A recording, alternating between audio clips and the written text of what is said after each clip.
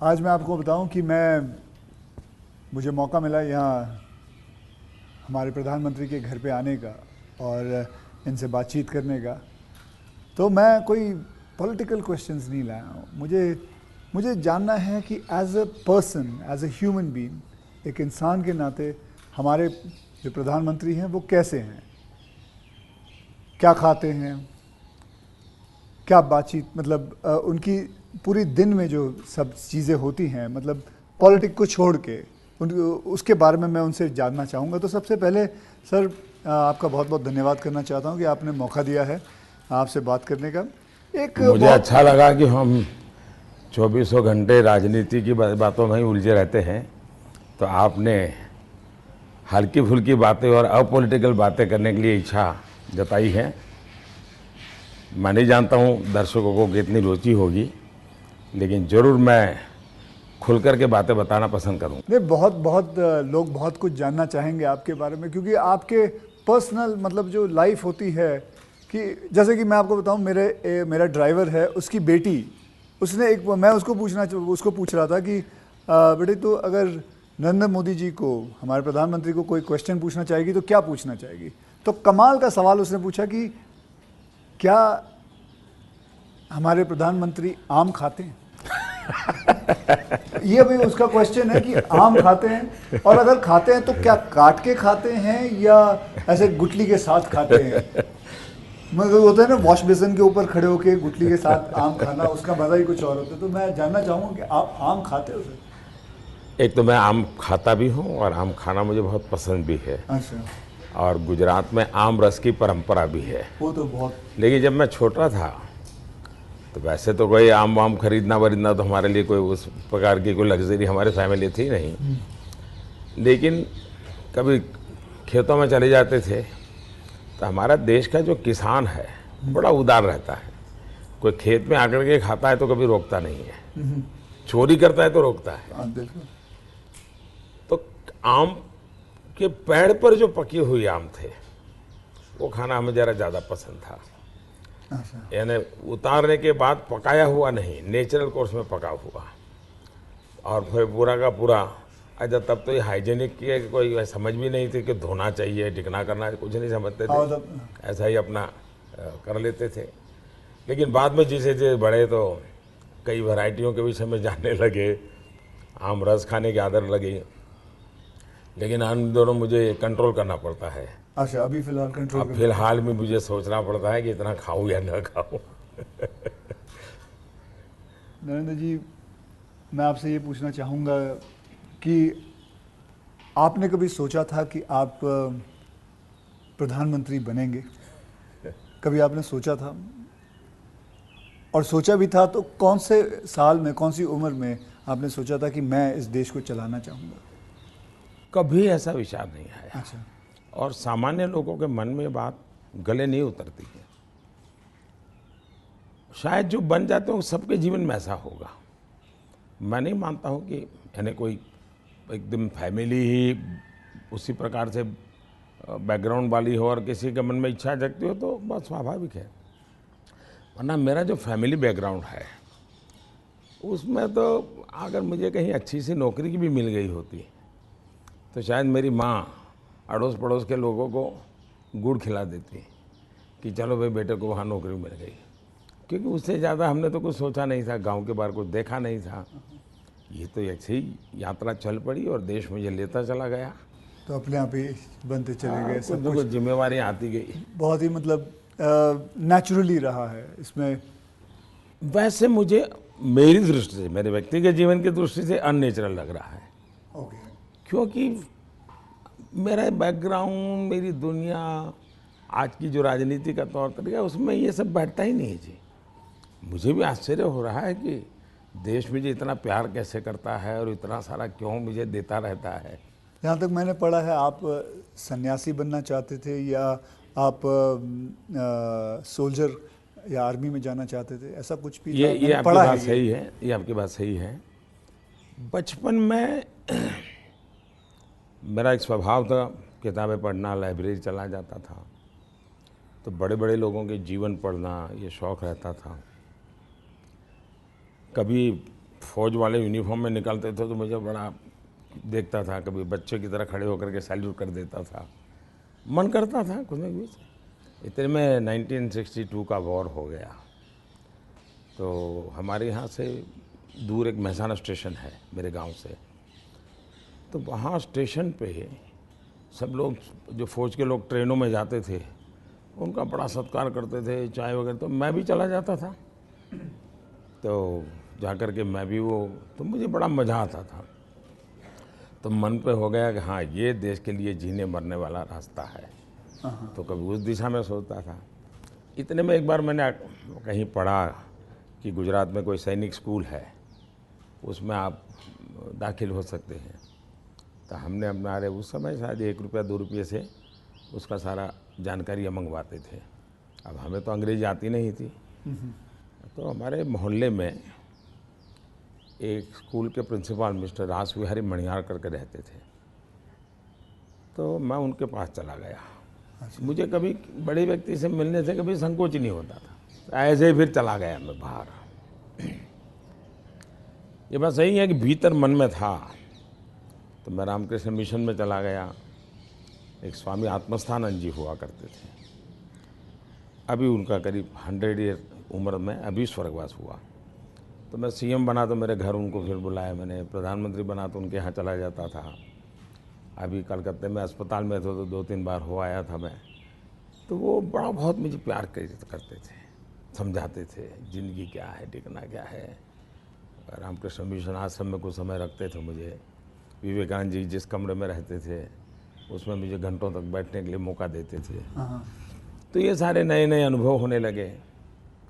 फिर हिमालय की दुनिया में चल पड़ा, बहुत कुछ भटका, बहुत कुछ घुमा, दुनिया देखी, और ये सब 18-20 साल 22 साल की उम्र में ही करता रहा मैं।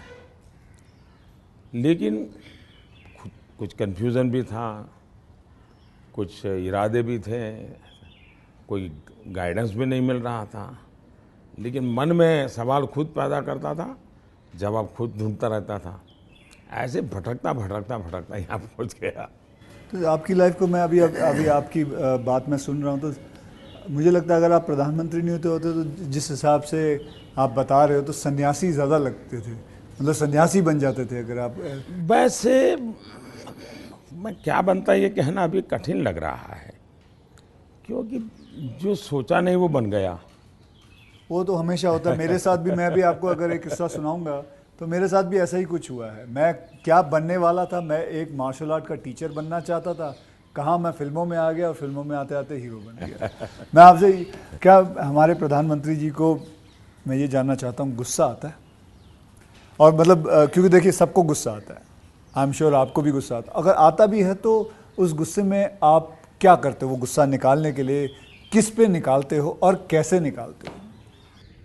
मेरे लिए ये कभी कोई कहेगा कि मुझे गुस्सा नहीं आता है तो बहुत लोग को सरप्राइज होता है। आपको गुस्सा नहीं आता? मैं बताता हूँ। अच्छा। सरप्राइज होता है। इसलिए ये कहना कि राजी नाराजी गुस्सा ये मनुष्य के स्वभाव के हिस्से हैं। अच्छा। जिंदगी उसके बिना हो नहीं, हर प्रकार की चीज़ें हर के अंदर होती हैं। लेकिन जो मेरा 18-22 साल की ज़िंदगी का जो एक बड़ा तबका था, वहाँ जो मेरी ट्रेनिंग हुई उसमें ऐसी बातें थी जिन लोगों से सीखता था कि आपके जीवन में स्वभाव में ईश्वर ने सब दिया है। अब आपको तय करना है कि जो अच्छी चीज़ है उसको बल देते हुए कैसे बढ़ना।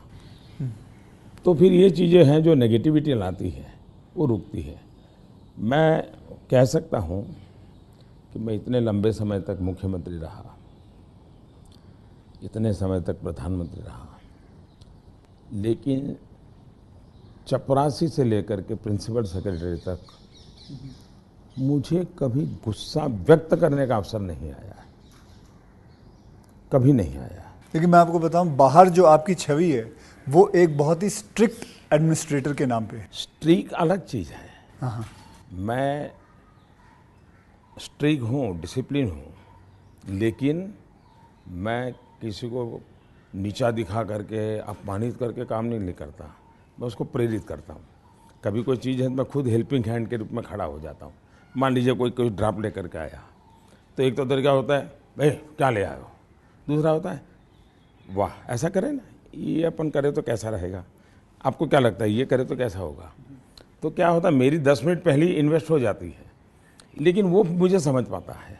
तो अगली बार जब वो आता है तो मुझे मेरा समय ही नहीं जाता, वो मेरी कल्पना के अनुसार चीज़ लेकर के आ जाता है। तो एक प्रकार से मैं कोई लेके आता है तो उसमें से सीखता भी हूँ और सिखाता भी हूँ, और मैं अपनी टीम बनाता चल जाता हूँ। तो मेरे प्रेशर हैं, स्ट्रेस हैं, वो नीचे नीचे नीचे डिवाइड होते चले जाते हैं। तो मेरे पास कुछ बचता ही नहीं है। तो मतलब आपको इतना गुस्सा नहीं आता? मैं अंदर तो होता होगा, मैं व्यक्त तो करने से अपने आप को बहुत रोक लेते हो। होता क्या है जी, कभी मान लो एक मीटिंग में आपने गुस्सा कर दिया तो मीटिंग का एजेंडा वगैरह सब छूट जाता है। हर एक के मन पे वो 2-3 मिनट की समय रहता है, वही छाया रहता है, वो बहुत नुकसान करता है जी। तो मैं जैसे मुझे गुस्सा आता है तो मैं आपको बताऊं, गुस्सा एक निकालना बहुत अच्छी बात है। मैं छोटा मुँह और बड़ी बात, मैं आपसे बहुत छोटा हूं, और मैं कहूँगा कि आप है ना गुस्से को जो है अंदर ना रखें, उसे निकालें। जैसे मैं निकालता हूँ, क्या करता हूँ, एक बॉक्सिंग बैग घर पे रखा हुआ है, जितना हो सकता है सुबह 4:30-5 बजे मार लेता हूँ और अपना गुस्सा निकाल लेता हूँ, और फिर थक हार के बस, या कभी समुद्र किनारे चला जाता हूँ और जोर से चीखता हूँ, कोई भी नहीं होता है। नहीं, इसके लिए एक अलग तरीका है। अच्छा। मन की स्थिति के लिए। ओके। एक तो होता है चेहरे पर, बॉडी पे गुस्सा आना और शब्दों में व्यक्त होना। दूसरा होता है आपके इमोशंस को। मैं अपने अंदर एक चीज़ डेवलप की थी, ऐसी कोई घटना है जो मुझे पसंद नहीं आई है और मेरा मन करता है कि ऐसा क्यों हुआ। कभी होता था मेरे साथ ऐसा क्यों हुआ, कभी होता था मैंने ऐसा क्यों किया, मुझे ऐसा नहीं करना चाहिए था। और कभी ईगो बीच में आता है तो मैं व्यक्त भी नहीं करता हूँ भाई आई एम सॉरी, मेरे से ये गलती हो गई, मनुष्य है। तो मैं क्या करता था, अकेला कागज़ लेकर के बैठता था, उस सारी घटना का वर्णन लिखता था, कैसे हुआ, क्या हुआ और मैंने क्या किया, क्यों किया, खुद ही। और उसमें जस्टिफाई करने की कोशिश नहीं करता था। फिर उसको मैं फाड़ करके फेंक देता था, पढ़ता भी नहीं था दोबारा।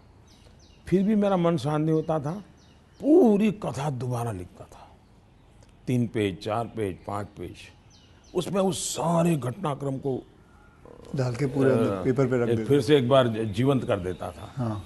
इससे क्या होता था कि वो चीज़ें, मेरी जो इमोशंस है उस कागज़ के अंदर आकर के फिर वो जल जाती थी। तो मैं एक प्रकार से फिर उस प्रक्रिया के दरमियान जो पहले मुझे सच लगता था कि मैं सच हूँ, 2-3 बार लिखने के बाद मुझे लगता है नहीं ये गलत है, मैं सच नहीं था, मैं ही गलत था। अच्छा। ये मैं आइडेंटिफाई कर लेता हूँ उसमें से। तो मतलब ये आपका तरीका है? हाँ। ये आप लेकिन अब वो नहीं रहा, इतना समय नहीं है। अच्छा। यानी मैंने अपने आप को ट्रेन उस प्रकार से किया था। से इतना बड़ा आपका घर है, जैसे मैं अपने घर पे अपनी माँ के साथ रहता हूँ, आपका मन करता है सर आपकी माँ, आपके भाई, आपके सारे जितने भी रिश्तेदार हैं आपके साथ घर पे रहें? पहला है कि अगर मैं पीएम बनकर के घर से निकला होता तो स्वाभाविक रूप से मेरा मन रहता है कि भाई सब वही रहे। मैं एक ज़िंदगी की बहुत छोटी आयु में सब कुछ छोड़ चुका हूँ, बहुत छोटी आयु में। मन नहीं करता माँ, बहुत छोटी आयु में छोड़ दिया। ओके। छोड़ दिया, उसके कारण वो ज़िंदगी ऐसी थी जो टोटली डिटैच बन गई है। और इसलिए जिसको कहे लगाव, मोह, माया, क्योंकि मेरी वो जो ज़िंदगी में जो घर छोड़ करके निकल गया था, वो जो ट्रेनिंग हुई वो उस प्रकार की हुई, और उसके कारण एक अवस्था के बाद छोड़ना है तो मुश्किल जाता है। उस समय जब छोड़ा तब तकलीफ हुई होगी, लेकिन अब ज़िंदगी वो बन गई।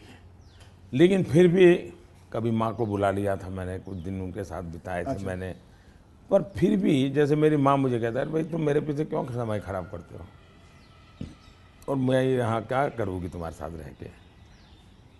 मैं अपना चली जाती हूँ, मैं अपने पुराने गांव के जो लोग हैं कभी यहाँ मिलने आते तो बातें होती है, अपनी बातें होती, तुम्हारे साथ मैं क्या बात करूँ।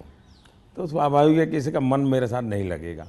तीसरा, मैं भी समय नहीं देता, जितने दिन माँ यहाँ रही तो मैं अपनी शेड्यूल में ही लगा रहता था, तो एक आध बार साथ में खाना खा लेता था।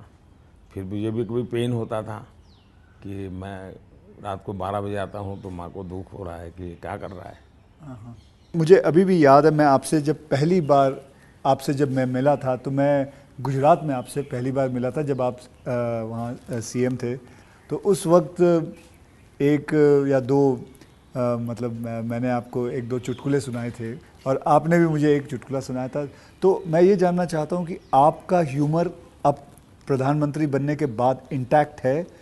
आप ह्यूमर मेरे परिवार में मेरी एक तो विशेषता मैंने है। जैसे आपको बताया, आपकी छवि बहुत स्ट्रिक्ट है। आपका मतलब मैंने आपके जो साथ में जो काम करते हैं कई लोगों से ऐसे ही बातचीत करते वक्त वो बातें, यार बड़ा काम करवाते हैं। तो वो जो एक बहुत स्ट्रिक्ट एडमिनिस्ट्रेटर, एक स्ट्रिक्ट हेडमास्टर, ऐसा लगता है मतलब हाथ में छड़ी होगी उनके।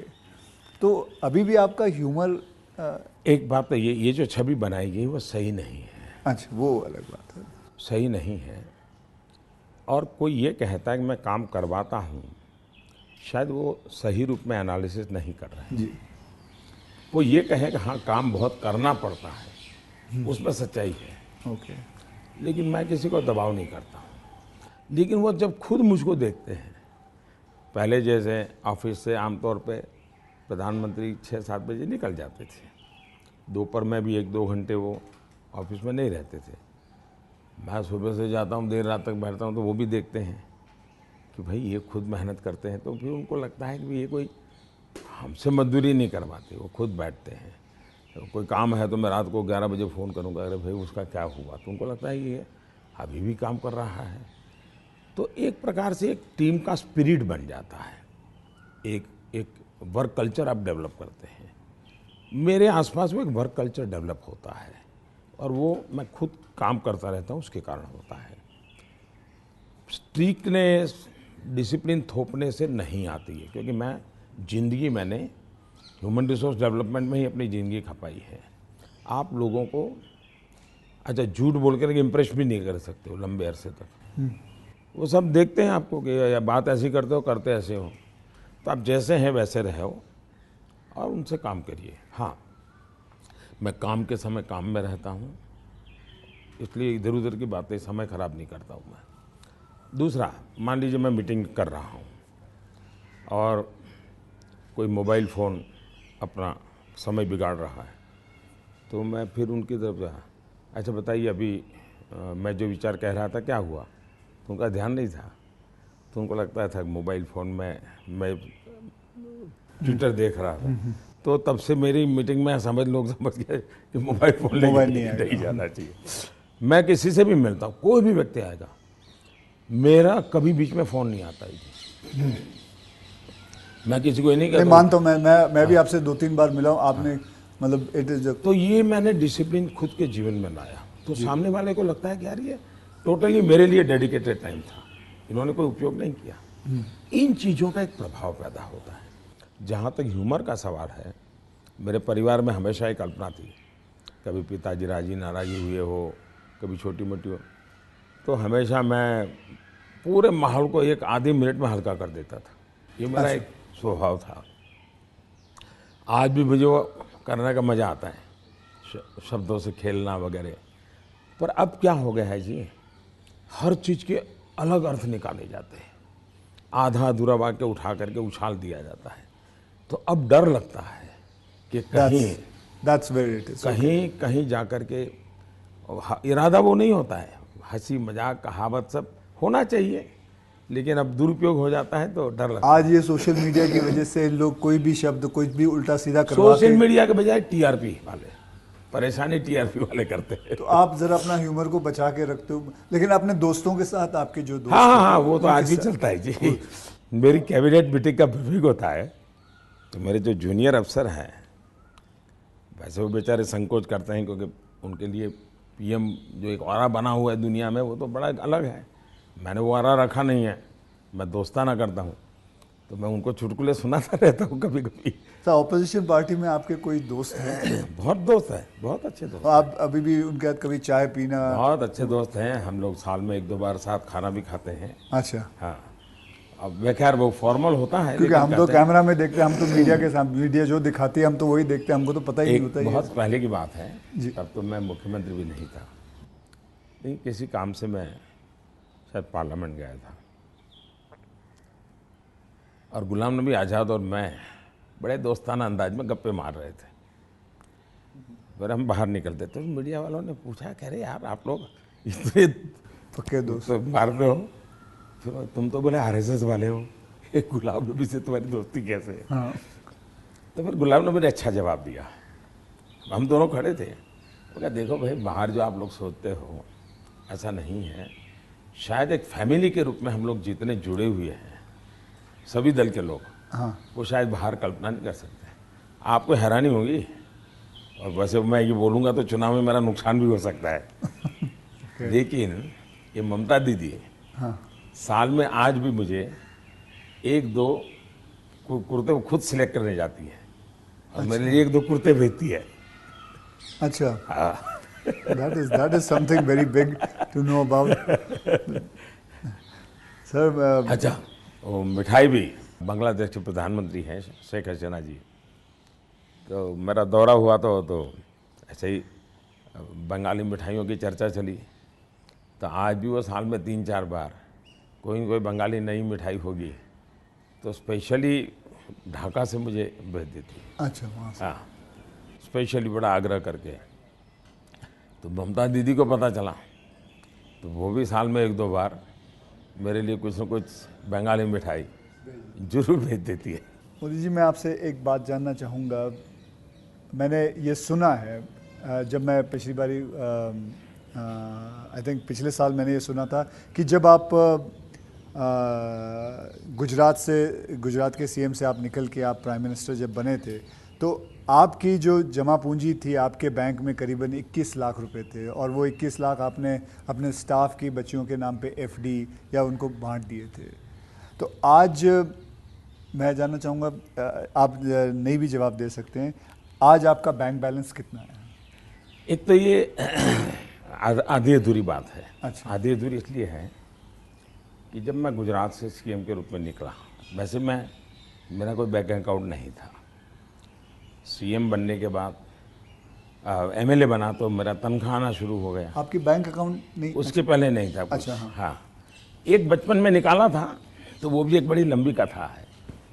मेरी स्कूल में, वहाँ मेरे गांव में एक देना बैंक का ब्रांच खुला, तो स्कूल के अंदर वो देना बैंक के लोग आए थे। उन्होंने सब बच्चों को एक गुल्लड़ देते, कुल्लड़ बोलते, गुल्लक दिया, और बच्चों को कहा भाई इसमें आपको पैसे डालना है और हर महीने बैंक में जमा कराना, आपके नाम से पैसा जमा होगा। तो हमने भी बैंक अकाउंट उसमें खुलवा दिया। अब हमारे गुल्लक में तो कुछ आया ही नहीं। अच्छा। आने वाला कुछ था ही नहीं, तो क्या आएगा? तो हम तो कभी पैसा जमा नहीं कराया। अब गांव छोड़ के चले गए हम, बैंक में हमारा अकाउंट बना रहा, तो उनको हर साल वो कैरी फॉरवर्ड करना पड़ता था, लिखा पट्टी करनी पड़ती थी। तो वो मुझे ढूंढते रहते थे कि इसका बैंक अकाउंट बंद करना है, इसको बुलाए कहाँ से। तो शायद 30-32 साल तक वो बना रहा, और उनको कहीं पता चला बाद में कि मैं अब पॉलिटिक्स में हूँ, तो बैंक वाले मेरे पास आए, बोले साहब जरा सिग्नेचर कर दीजिए, आपका एक बचपन का बैंक अकाउंट पड़ा हुआ है, हमको बंद करना है। अच्छा। तो मेरी बैंक अकाउंट से दुनिया ये रही। लेकिन जब मैं सीएम बना, एमएलए बना, तो फिर जो वेतन मिलता है वो आना शुरू हो गया, तब बैंक अकाउंट खुल गया। मैंने तो कभी वो देखा नहीं है, मेरा स्टाफ देखता था। जब मैं निकला वहाँ से, तो मैंने हमारे अफसरों को बुलाया, मैंने कहा भाई ये मेरा तो है नहीं, मैं ले जाके क्या करूँगा, मुझे तो कोई उपयोग है नहीं, तो मैं ये दे देना चाहता हूँ। तो उन्होंने कहा कि भाई ऐसा मत कीजिए। मैंने कहा भाई मैं करूँगा क्या इसे ले जा कर के। तो खैर अफसर लोग मेरी इज्जत करते थे, तो ज़्यादा बहस नहीं की, चले गए। शाम को एक सीनियर अफसर को लेकर के आए मिलने के लिए। फिर उन सब ने तीन लोग थे, ये समझाया कि बोले देखो मोदी जी, ठीक है आपको ज़रूरत नहीं पड़े, लेकिन आपके ऊपर इतने कोर्ट केसेस चल रहे हैं गुजरात में, वकील भी इतने महंगे होंगे हैं, आपको कभी न कभी पैसों की ज़रूरत पड़ेगी। अब पद पर तो कब रहोगे, कितना रहोगे आप, और बाद में बोले कोई नहीं देगा आपको। तो हमारी प्रार्थना है कि ऐसा मत कीजिए। तो मैंने कहा क्या करूं? बोले ठीक है, आपकी इच्छा है तो कुछ हिस्सा दीजिए। तो उसमें से मैंने फिर 21 लाख रुपया दिया। अच्छा, उसमें से? हाँ, ओके। मेरे अपने जेब से दे दिया। और मैंने कहा कि ये जो हमारा सेक्रेटरीट है उसमें जो ड्राइवर है, हाँ, प्यून है, उनकी खास करके बच्चियाँ, उनको ये शिक्षा दीक्षा के लिए खर्च करना। अभी वो फाउंडेशन शायद बनाया हुआ है गुजरात सरकार ने, और उसमें से वो मदद कर भी रहे हैं। फिर वहाँ मुझे एक सरकार की तरफ से एमएलए को एक प्लॉट मिलता है। ओके। पैसों से मिलता है लेकिन कम खर्चे में। हाँ। वो प्लॉट मिला तो मैंने पार्टी को कहा भाई ये ले लो आप, मैं आपको दे देना चाहता हूँ, मुझे कुछ चाहिए नहीं। तो मेरी वो प्रक्रिया चल रही थी। फिर पता चला कि वो मामला तो कहीं सुप्रीम कोर्ट में लटका पड़ा है, शायद वो ज़मीन किसी को दे नहीं सकते, इस प्रकार का कुछ है। वो मुझे पूरा याद मालूम नहीं, क्योंकि मैं इस चीज़ों में रुचि नहीं लेता। लेकिन जब भी वो क्लियर हो जाएगा तो मैंने वो भी पार्टी को देना तय किया हुआ है।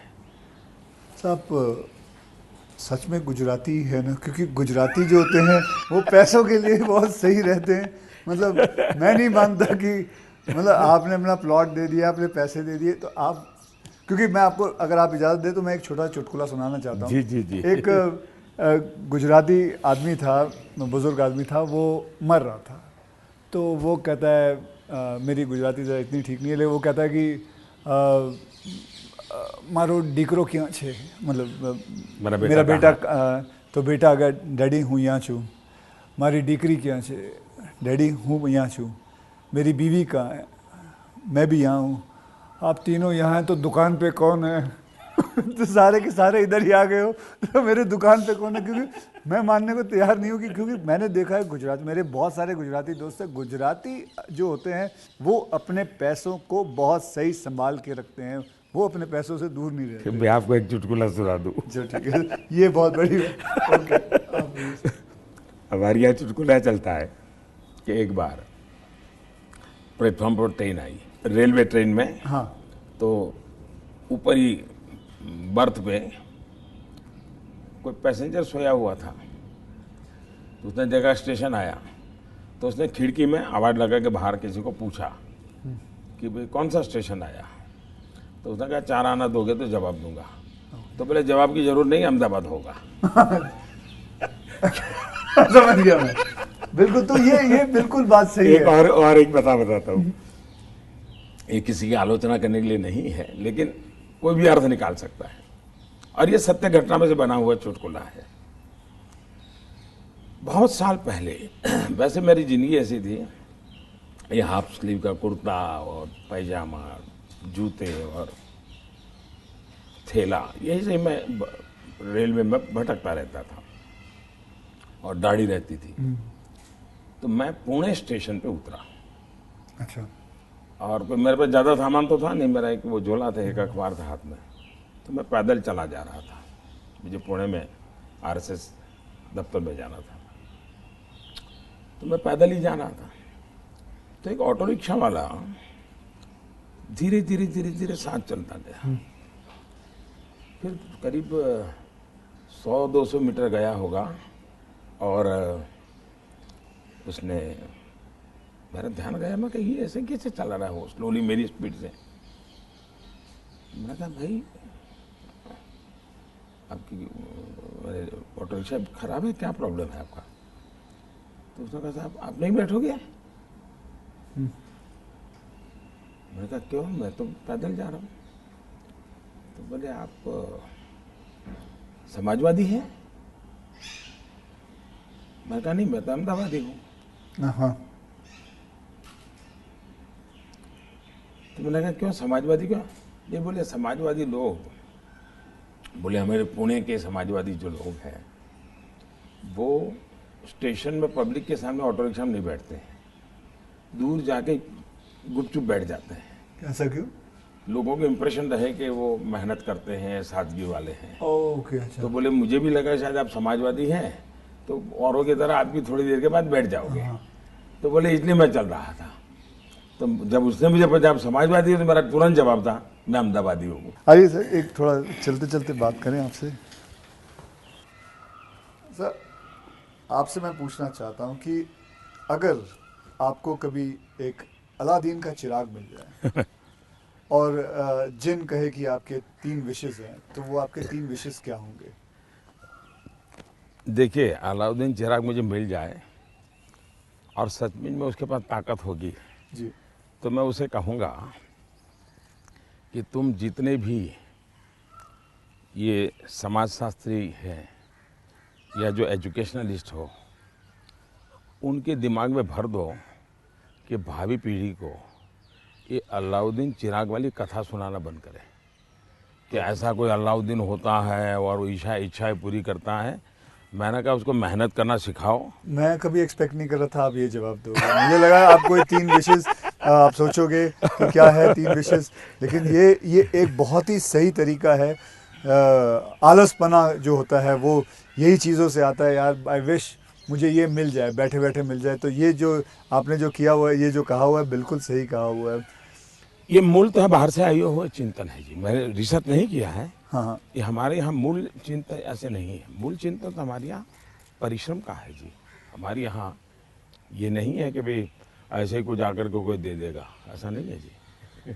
एक ना एक दिन तो सभी को रिटायर होना होता है, आपको भी रिटायर होना पड़ेगा। तो आपने कभी पोस्ट रिटायरमेंट प्लान सोचा है कि आपने जब ये सब कुछ ख़त्म हो जाएगा, मतलब आप पॉलिटिक्स से संन्यास ले लेंगे, तो आपके आगे जाके आपने क्या करना है? एक बड़ा पोस्ट इंटरेस्टिंग रिटायरमेंट। चीज़ बताता हूँ आपको। जी।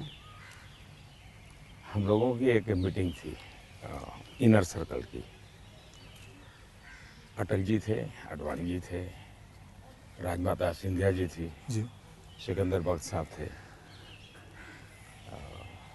प्रमोद महाजन भी थे, और उसमें सबसे छोटी आयु का मैं रहता था। तो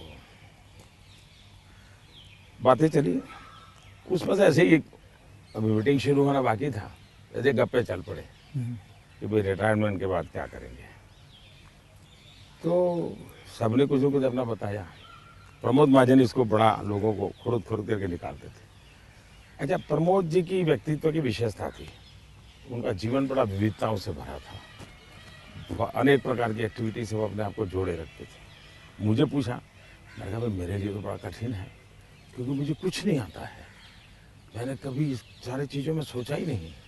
मैंने तो जब जो जिम्मेवारी मिले उसी को जिंदगी माना है। जिम्मेवारी ही मेरी जिंदगी है। अच्छा। और इसलिए मुझे कल्पना ही नहीं होती है कि मेरे इसमें समय बिताने के लिए कुछ करना पड़ेगा, मुझे अपने आप को एंगेज रखने के लिए कुछ करना पड़ेगा। और इसलिए मैं कभी नहीं मेरे मन में विचार आया और न ही मैं सोचता हूँ। और मुझे पक्का लगता है शरीर का कण कण और जीवन का पल पल किसी न किसी मिशन में ही खपाऊंगा। ये आपने सोचा हुआ है? ये शायद सोचना नहीं है जी, मेरे पास इसके सिवाय कुछ मुझे पर कौशल्य ही नहीं है। मैं जिस हिसाब से आप बताते हो कि मुझे लगता है आप ज़िंदगी में, मतलब जब सीएम से यहाँ जब पीएम बने थे, तो मैं ये जानना चाहूँगा कि सबसे वैल्यूबल चीज़ आप क्या लेके आए थे यहाँ, इस घर के अंदर सबसे वैल्यूबल चीज़ आपकी क्या रही थी? अगर मैं, वैसे ये पूरी बातचीत आपने पहले ही मुझे कहा कि भाई मैं तो कोई राजनीति की चर्चा करना नहीं चाहता, नहीं। लेकिन कुछ मात्रा में मैं ये कह सकता हूँ कि प्रधानमंत्री बनते समय शायद और प्रधानमंत्रियों को ये बेनिफिट नहीं मिला है जो मुझे मिला है। देश में इतने प्रधानमंत्री हो गए जी। इतने प्रधानमंत्रियों को ये बेनिफिट नहीं मिला है जो मुझे मिला है। वो ये है कि मैं लंबे अरसे तक मुख्यमंत्री रह के आया हूँ और मैं गुजरात का लॉन्गेस्ट सर्विंग चीफ मिनिस्टर था। चीफ मिनिस्टर होने के नाते आपको बारीकियों से जुड़ना पड़ता है, बारीकियों से काम करना पड़ता है। आपको इश्यू आपके सामने सीधे आते हैं, सॉल्यूशन आपको सीधा करना पड़ता है। ये तजुर्बा शायद मेरे पहले के किसी प्रधानमंत्री को नहीं मिला। इतना सद्भाग्य नहीं मिला। देवगौड़ा साहब मुख्यमंत्री रहे थे, लेकिन बहुत अल्पकाल के लिए। मैं बहुत लंबा रहा हूँ। मैं समझता हूँ कि इसने मुझे देश की सेवा करने के लिए बहुत बड़ी संबल दिया, बहुत बड़ी ताकत दी है। ये मैं अपना एक मान सकता हूँ कि वहाँ से मैं लेकर के आया, ये जो देश के काम आ रहा है। आप जैसे मैं जानता हूँ, जैसे मैं आपके एक स्टाफ मेंबर से भी बात कर रहा था, आप 3 या 4 साढ़े 3 घंटे ही सोते हैं। मतलब 7 घंटे तो सोना एक अमूमन एक शरीर को चाहिए चाहिए, आप 3.5 घंटे ही सोते हो। ये 4 बात घंटे ये सोते बात आपकी सही है। मेरे जो जितने मेरे साथी हैं, मेरे जानने वाले लोग हैं, या हमारे जो अब सरकार में आया हूँ तो डॉक्टर भी रहते हैं, उन सबका मेरे से एक ही आग्रह रहता है कि मेरी नींद में बढ़ाऊं। राष्ट्रपति ओबामा जब मुझे मिले तो वो भी सबसे पहले मेरे से इसी के में उलझ गए। बोले मोदी जी क्यों ऐसा करते हैं आप? बोले मैं, हम दोनों अच्छे दोस्त हैं जी। तू तारी करके बुलाते हैं एक दूसरे को। तो तू ऐसा क्यों करता है जी? तुझे आज पता नहीं है, ये तेरा नशा है काम का, तुम करते रहोगे लेकिन तुम अपना नुकसान कर रहे हो। और वो जब भी मिलते हैं कि तुम मेरी बात मानते हो कि नहीं मानते हो, कि नींद बढ़ाई कि नहीं बढ़ाई। अब पता नहीं मेरा एक बॉडी साइकिल ऐसा हो गया है। मतलब आपको नींद आती ही नहीं है 3.5-4 घंटे के बाद? नहीं, नींद जो है मेरी इतने कम समय में पूरी हो जाती है। स्ट्रेस की वजह से तो आप उठ नहीं जाते हो कि अब मुझे काम नहीं करना नहीं है? नहीं नहीं नहीं, मैं इतना नॉर्मली देखा है आपने कि कोई भी व्यक्ति उठता है तो हाथ पैर इधर उधर करता है, आंखें ऐसे ऐसे करता है। मेरा कुछ नहीं, आंख खुलती है, फ्रिक्शन ऑफ सेकंड मेरा पैर जमीन पे होता है, मैं उठ जाता हूँ उससे। हाँ, उठता मैंने बिस्तर पे उठता वैसा नहीं, बिस्तर से भी बाहर होता बाहर हूँ हो मैं। जाता है। अब ये हो सकता है वो मेरी जो 18-22 साल के कालखंड में जिस जिंदगी को मैं जी रहा था जी। उसमें से शायद ये डेवलप हुआ है। अब वो मेरे शरीर का वो हिस्सा बन गया है। तो अच्छा। लेकिन मैं, जैसा आपने कहा रिटायर होने के बाद क्या करोगे, तो पहला काम मैं नींद कैसे बढ़ाऊं इस पर सोचूंगा। कहाँ बैठोगे आप? आ जाओ। आज आपके सारे कागज पड़े हैं अच्छा, शायद। कोई बात नहीं, आ जाओ। तो आपको कभी, मैं ये जानना चाहूँगा, वैसे कई लोग जानना चाहेंगे कि नरेंद्र मोदी जी को जब जुकाम लगता है तो वो क्या लेते हैं? आप हैरान होंगे, मैं बहुत ही, फिर वही कहूँगा, मैं ऐसी कठिन जिंदगी जी करके आया हूँ। तो डॉक्टर क्या होता है, ये महंगी दवाइयाँ क्या होती हैं, सोफिस्टिकेटेड क्या होता है, वो सब आप आयुर्वेदिक पे बहुत विश्वास करते मैं हैं? बताता हूँ। आयुर्वेद के बजाय कैसी जिंदगी है। अब आप जब पहाड़ चढ़ते हैं तो पैर तो दर्द करते ही हैं, कितनी आदि हो, लेकिन ऊंचाइयों पर जाते हो तो अब जो अकेला इंसान है वो क्या करेगा? मालिश वालिश वाले को तो कुछ नहीं कर रहा, पैसे बोला वैसे किसी तो को होते नहीं है, क्या फिजियोथेरेपी नहीं करा सकता, हाँ। मसाज नहीं करवा सकता। अब मैं क्या करता था जी, मेरे कंधे पे हमेशा एक ये जो असम का गमछा होता है ना, हाँ। ये गमछा मेरे पास रहता था ऐसा। तो मैं जैसे उसको ऐसे पैर पे बांध देता था पूरा, और बीच में एक छोटी लकड़ी तोड़ करके पैर से लगा देता था। फिर इसको मैं कर्व करता था अच्छा। तो प्रेशर आता था। ऐसा पूरे बॉडी को मैं अपना मसाज खुद ऐसा तरीका रखता था मैं। तो ऐसी चीज़ें मैं इवॉल्व करता था अपने लिए। मैं बहुत साल पहले कैलाश यात्रा पे गया था पैदल। टोटल यात्रा करीब 1000 किलोमीटर का था, पैदल गया। कुछ और भी लोग थे, बड़े धनी लोग भी वहाँ कभी कभी यात्रा में आते थे। अब बहुत बड़े बड़े महंगे वो चमड़ी बचाने के लिए सब लेकर के आए हुए थे। मेरे पास तो कुछ था, मेरे पास कैस्टर ऑयल था, और वो भी रॉ, सीधा वो घानी से निकाला हुआ। हाँ। तो उसकी स्मेल भी बहुत ख़राब होती है, तो मैं उसी को लगाता था। अब ये लोग 5वें 6ठे दिन मुंह नहीं धो सकते थे, क्योंकि उनकी चमड़ी जल करके चीर करके लटक गई थी। तो वो बड़े परेशान रहते थे। तो मुझे कुछ नहीं होता था, बोला मैं तेज तर्रार रहता था। तो मुझे पूछने लगे कि आप क्या करते हो? बोला कहा कुछ नहीं भाई, कैस्टर ऑयल लगाता हूँ मैं। तो रात को हम जब पहाड़ चढ़ करके रात्रि मुकाम होता था, ये मेरे पास आ जाते थे। हर कोई एक एक बूंद कैस्ट्रोल में से ले जाता था। जुकाम होता है तो मैं गर्म पानी पूरा समय पीता हूँ। गर्म पानी, गर्म पानी, उसमें दूसरा कोई शहद या कुछ? कुछ नहीं, सिंपल गर्म पानी। दूसरा, हो सके तो फास्टिंग करता हूँ। अच्छा। फास्टिंग यानी एकदम से सिवाय पानी कुछ नहीं, एक दो दिन 24 घंटे 48 घंटे, ज़्यादा नहीं करना पड़ता। तीसरा, ये सरसों का तेल होता है, उसको थोड़ा गर्म करके रात को 2-3 बूंद डाल देता हूँ। जलन बहुत होती है, लेकिन ये मेरा 1-2 दिन में क्लियर कर देता है। तो ऐसे ही जीने की आदत है।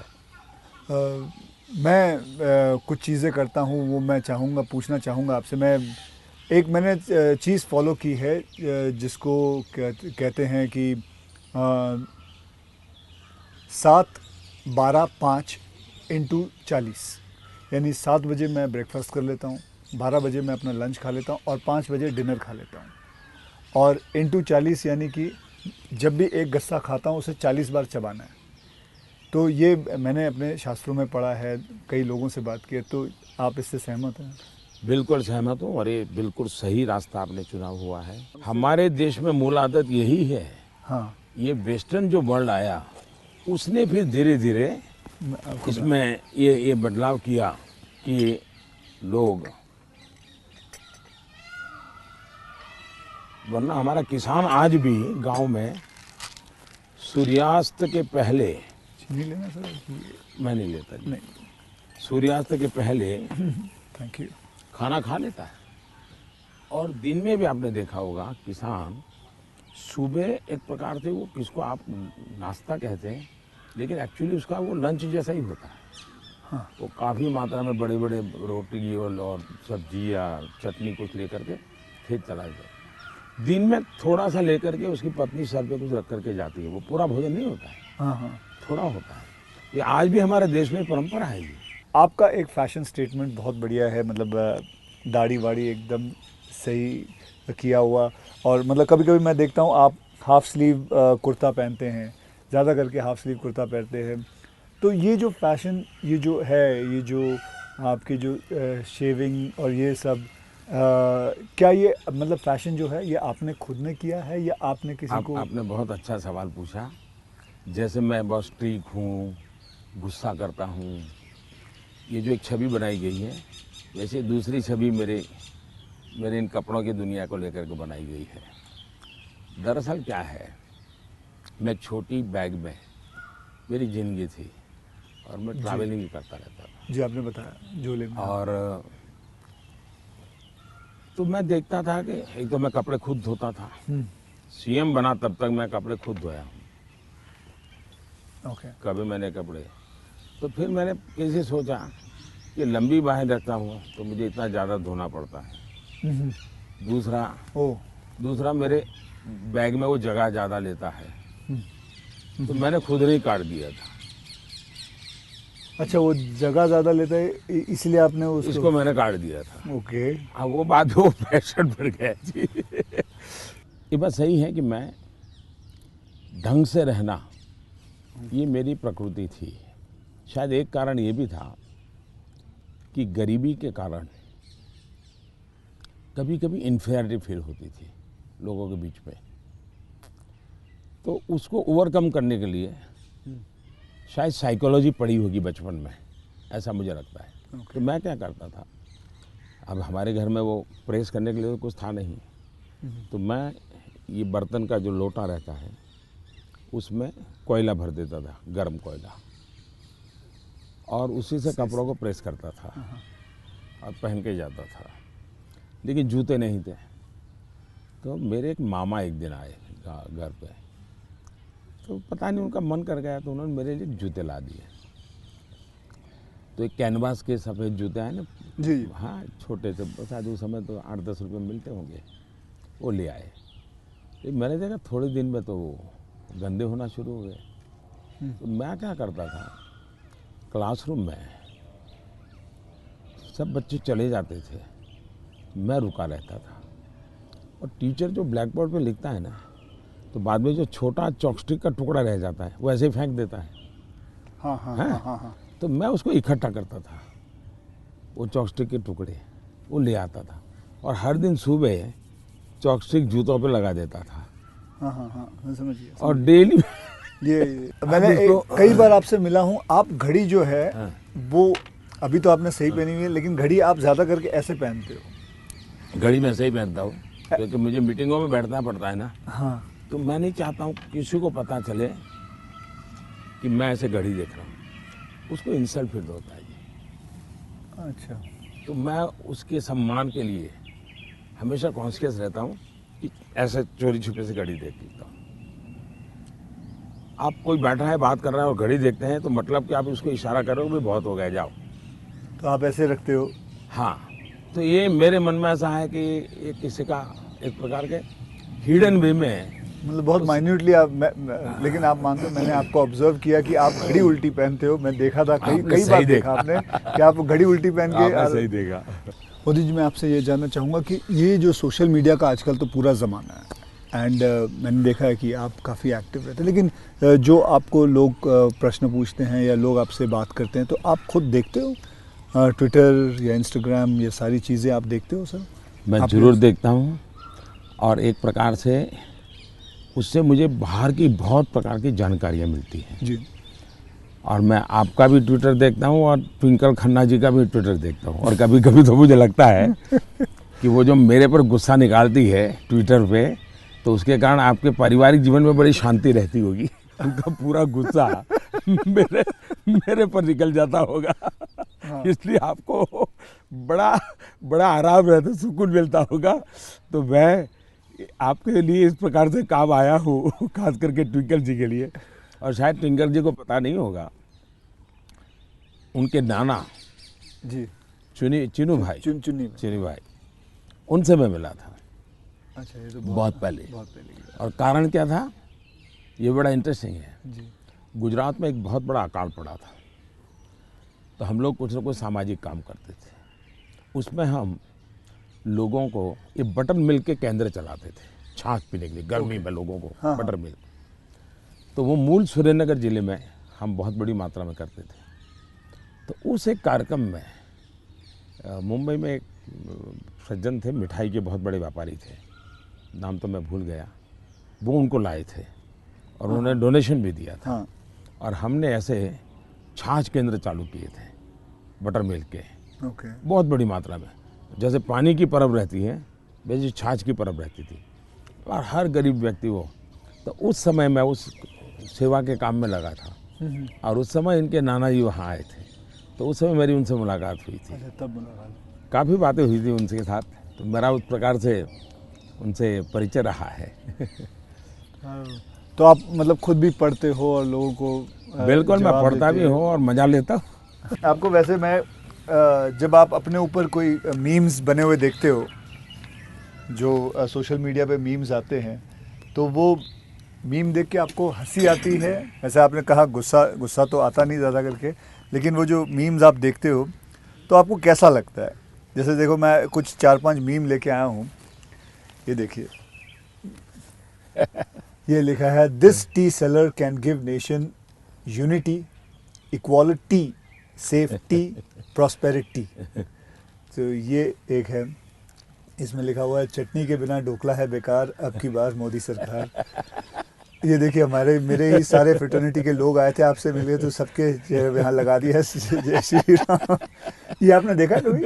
ये मैंने नहीं देखा, ये आज देख रहा हूँ। अच्छा, ये नहीं देखा आपने? तो ये रोहित शेट्टी जो है, ये एक्शन डायरेक्टर हैं, मीट्स नरेंद्र मोदी जी, और अगले दिन आपको उन पर इतना असर पड़ा, सीधा मोटरसाइकिल लिया आपने, निकल पड़े। तो ये मीम देख के आपको कैसा लगता है? मैं एंजॉय करता हूँ। मैं उसमें मोदी को कम देखता हूँ, क्रिएटिविटी को ज़्यादा देखता हूँ। तो मुझे उस क्रिएटिविटी के प्रति, यानी मेरा घोर भी विरोध होगा, मुझे बड़ा मजा आता। क्या बड़े सटीक तरीके से कहा है उसने। मतलब बहुत अच्छी क्रिएटिविटी उनकी है, मतलब क्या सोचते हैं ये लोग, और यूं झटके में सोचते हैं। हाँ, फ्रिक्शन ऑफ सेकंड जी। मैं आपको बताऊं, आप और मैं भी बात कर रहे हैं, जब सोशल मीडिया का ये सबसे बड़ा बेनिफिट मुझे ये है कि मुझे कॉमन मैन की जो सेंस है, हाँ, उसकी जो क्रिएटिविटी है, उसका एनालिसिस है, ये समझने में बड़ा। वरना क्या होता है, ये बनी बनाई लोगों की जो परोसी हुई चीज़ होती थी जी, 5 स्टार फूड जैसा होता था वो, ये एक प्रकार से फुटपाथ पर का जो चने चबेने और पकौड़ा होता है, हाँ हाँ, वैसा सोशल मीडिया का मटेरियल होता है। फिनिश नहीं होता, लेकिन उसमें से आपको सच्चाई हाथ लग जाती है। मैं तो ये वेट कर रहा हूँ जब ये आएगा तो इसके ऊपर भी बड़े मीम्स बनेंगे, हाँ, इसके ऊपर भी बड़े मीम्स बनेंगे। तो आप तो खैर तैयार है, मैं मुझे मेरे लिए पहली बार होगा ये, मतलब। कुछ लोग होते हैं इंटेंशन से आपको चुभे इसलिए करते हैं, जी जानबूझ करके। उस समय आपने अपने आप को संतुलित रखने से उसके सारे इरादे फेल हो जाते हैं हाँ हाँ और वो उसकी नींद हराम कर देते हैं। अगर आप उसको रिएक्ट करते हैं, रिस्पॉन्ड करते हैं, तो उसको मजा आ जाता है। लेकिन देखा छोड़ दिया तो उसकी नींद खराब है। मैंने इतनी मेहनत की, इतना मोदी जी के बाल नोचने वाली चीज की, मोदी को कोई हो ही नहीं रहा है, तो वो परेशान हो जाता।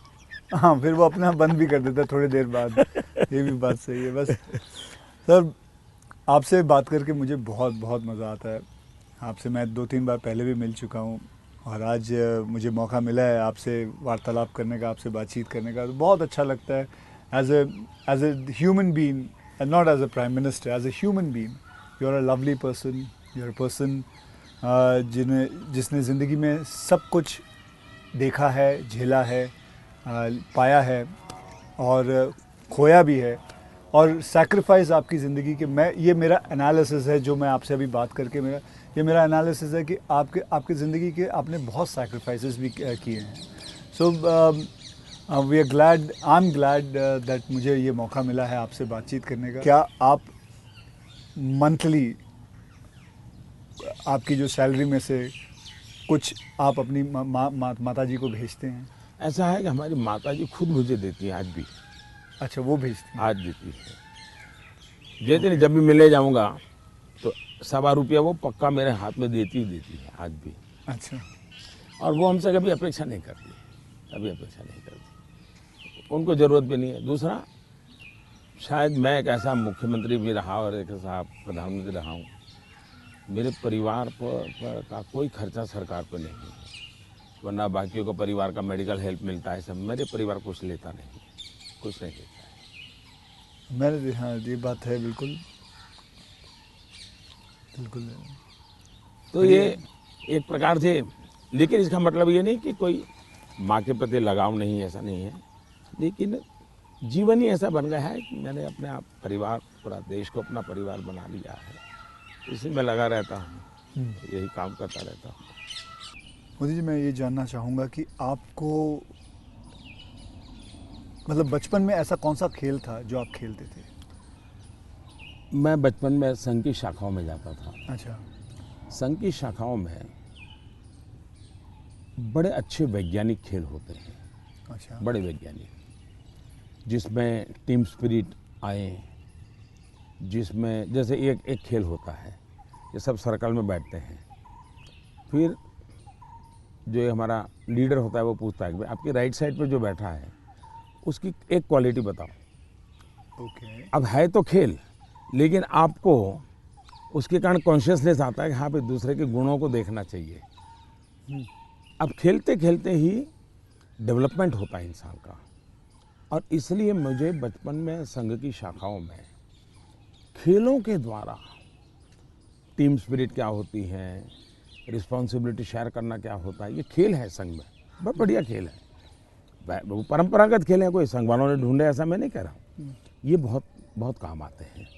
दूसरा, मैं योगा से ज़्यादा जुड़ गया, फिजिकल एक्टिविटी के रूप में कहे तो। लेकिन मैं इंडिविजुअल खेल के बजाय ग्रुप वाले खेल को हमेशा पसंद करता रहा, क्योंकि वो एक प्रकार से आपके व्यक्तित्व को अलग से डेवलप करते हैं।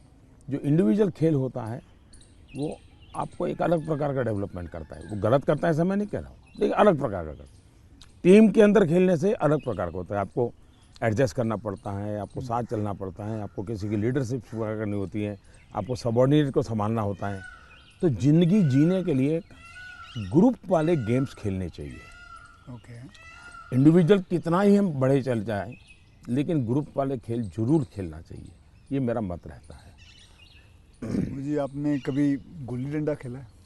बिल्कुल खेलता था गुल्ली गाँव डंडा में। खेलते हाँ हमारे यहाँ गांव में खेलते थे, फिर कंचे खेलते थे। हाँ, लेकिन ज़्यादातर मैं तैरने के लिए चला जाता था, मुझे पानी पसंद था, अच्छा। तो तैरने के लिए चला जाता था। दो कारण थे, एक तो मेरे परिवार के सारे कपड़े मैं धोता था, परिवार के सभी सदस्यों के। अच्छा। तो तालाब में ही पानी था, तो हम तालाब में चले जाते थे, तो उसके कारण स्वाभाविक मेरा स्विमिंग सीख गया, तो मैं बहुत घंटों तक स्विमिंग कर लेता था। हाँ। तो मेरे शरीर के जो अगर मूलभूत कहें कि डेवलपमेंट, बॉडी डेवलपमेंट जिसको कहें, वो शायद स्विमिंग से हुआ है। वो गांव वाला स्विमिंग जो जी समझ गया। अपने गांव में तालाबों में, नहर हो गई, तालाब हो गया वहाँ हाँ, की। उसी में। मुझे अभी याद है आपका, मैंने एक यूनाइटेड नेशन में एक पहली जो स्पीच देखी थी आपकी, आई थिंक 2014 में दी थी। मैं प्रधानमंत्री बना और सितंबर में गया था, सितंबर में गए थे। तो आपने जब आपने इतने सारे स्पीचेस दिए हैं हिंदुस्तान में, तो वो आपका पहला स्पीच था जो वर्ल्ड वाइड पूरी दुनिया। तो वर यू नर्वस? क्या मेरे प्रधानमंत्री नरेंद्र मोदी जी नर्वस थे उस दिन? मेरा प्रॉब्लम ओवर कॉन्फिडेंस का है। अच्छा, उल्टा था? उल्टा था।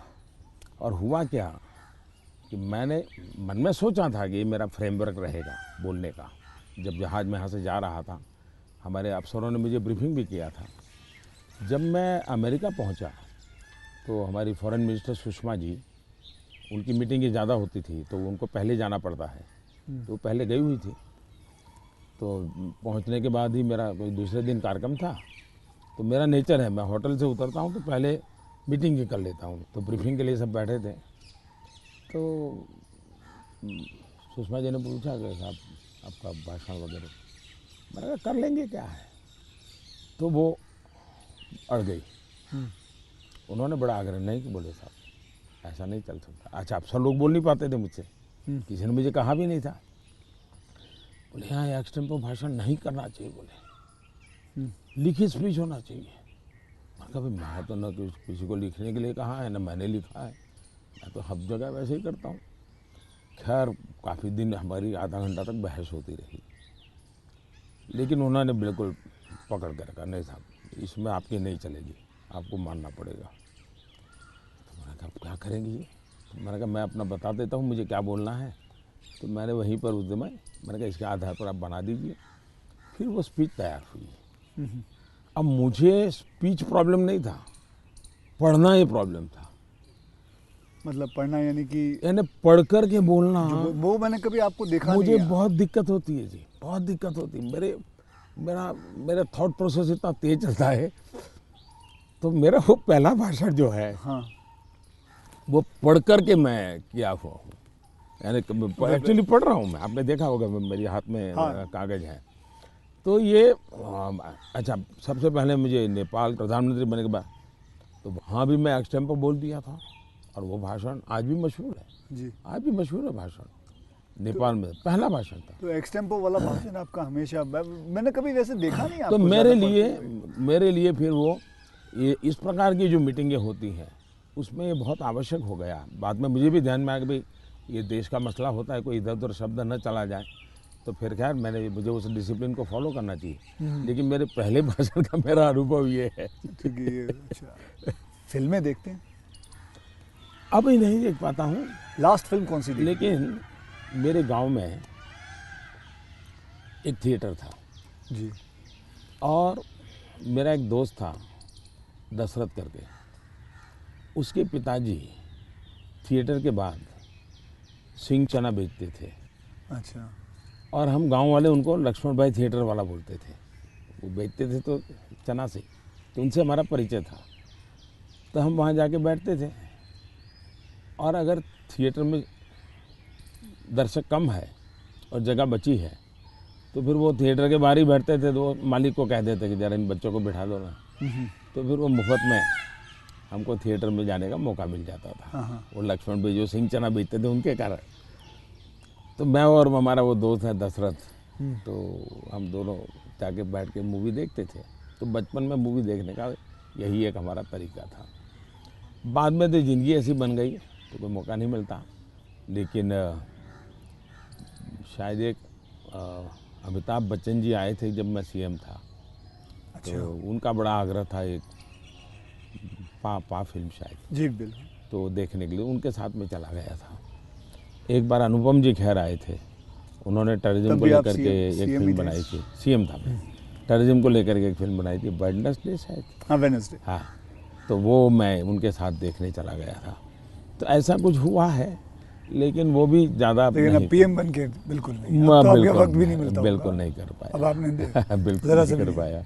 कि मैंने एक फिल्म बनाई थी, आपको मैंने हल्का सा कुछ बताया भी था पहले कि टॉयलेट एक प्रेम कथा पे फिल्म बनाई थी, और मैंने वो मैं खुद देख नहीं पाया, लेकिन मैंने लोगों को बहुत कहा हाँ वो कि देखो भाई सामाजिक जीवन पर कैसे फिल्में चल सकती है और बन सकती हैं। हाँ वो कमर्शियल हिसाब हाँ, से मैंने पूरे हाँ, बनाए थे, हाँ, बल्कि गाने वाने वगैरह ये हाँ, माँ पिता सब कुछ उसमें रखा हुआ था, और नहीं, असली कथा पे मैसेजिंग, था। सोशल मैसेजिंग था, वो अच्छा था। हाँ, हाँ तो लेकिन खैर वो तो मैंने रियल लाइफ में किया था, लेकिन आपने रियल लाइफ में करीबन 9 करोड़ से भी ज़्यादा टॉयलेट्स बनाए हैं, तो ये तो मतलब ऐसा कैसा हो गया जैसे कि आपने जैसे ही आप प्राइम मिनिस्टर बने तो सबसे पहले आपने स्वच्छता के ऊपर बात की, टॉयलेट्स के ऊपर बात की, तो आपको वो डर नहीं लगा कि आप पहली बार मतलब आप प्राइम मिनिस्टर बन रहे हैं और सबसे पहला मतलब द फर्स्ट फ्यू मुद्दा इसी पे रखा हुआ है, स्वच्छता पे रखा हुआ है, स्वच्छता आपके लिए बहुत